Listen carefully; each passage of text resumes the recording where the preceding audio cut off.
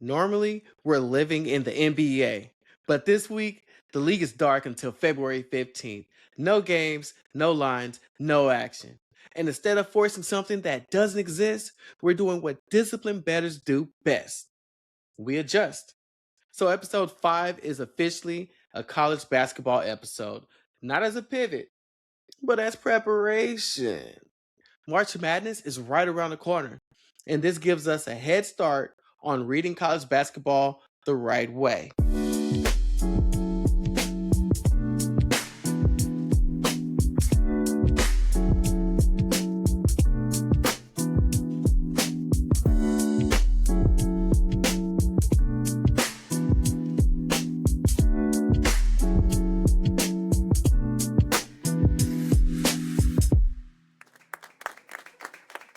What up? I'm your host, Eddy Money, and welcome to 5 on It. Sports talk, small bets, real accountability. Every episode, I put $5 on a parlay. We'll walk through the logic, and then we'll review the results next time. One board, no fillers. Let's get into it. And before we do, quick reminder, this show is for entertainment purposes only. I'm not selling picks. I'm not giving advice. I'm not telling anyone what to do with their money. Bet responsibly or don't bet at all. Either way, enjoy the conversation.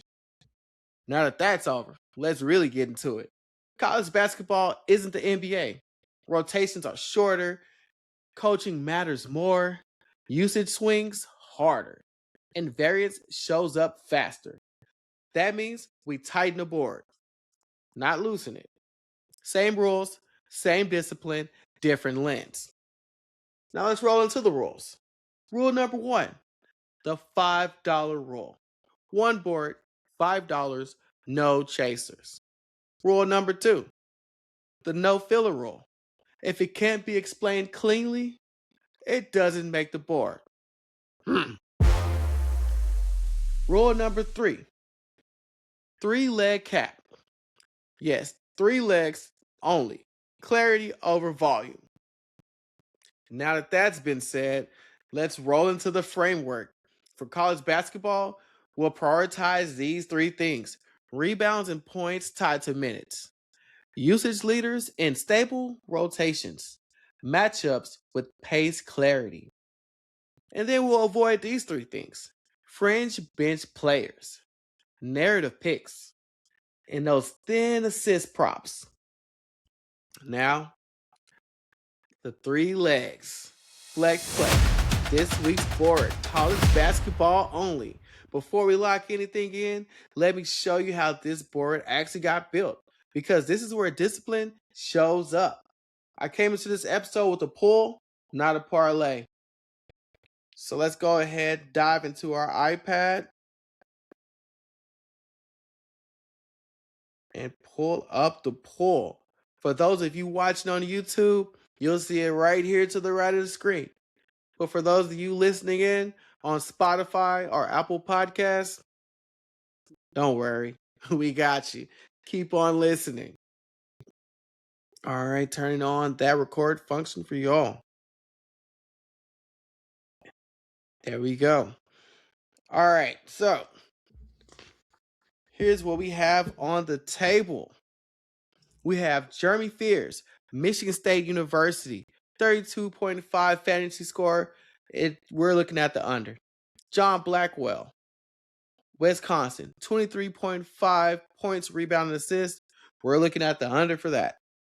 And then you have for Wisconsin, Nolan Winter, 8 rebounds. We're looking at the over. Next, we have Xavier Edmonds, 8 rebounds. Looking at the over. And the last 2 legs, Melvin Council, 27.5 fantasy score. Looking at the under. And again, with Melvin Council, 5 rebounds. We're looking at the under.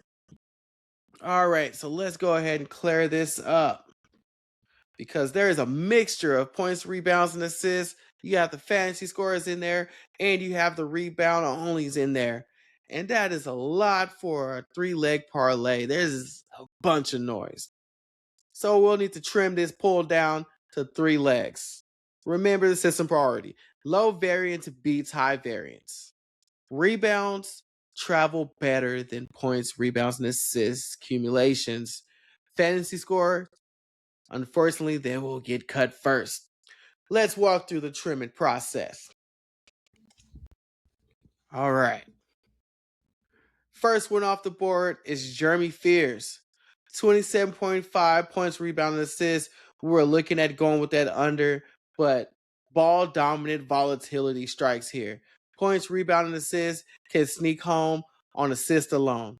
Not needed when Blackwell already fills another slot. So let's go ahead and remove this. Fears out of here. Now, Melvin Council. We have him on 2 slots, but we're definitely going to take off that fantasy score. It's just that maximum variance, double count stats. We can't control that, and we can't account for things that we can't truly see. It's exactly fantasy. It's something that just blows our mind. Always. That'll be the first thing out. So let's go ahead and take Melvin Council's fantasy score out of there, which leaves us to 4 legs. Now the next one that will need to go, dun dun dun, we'll go with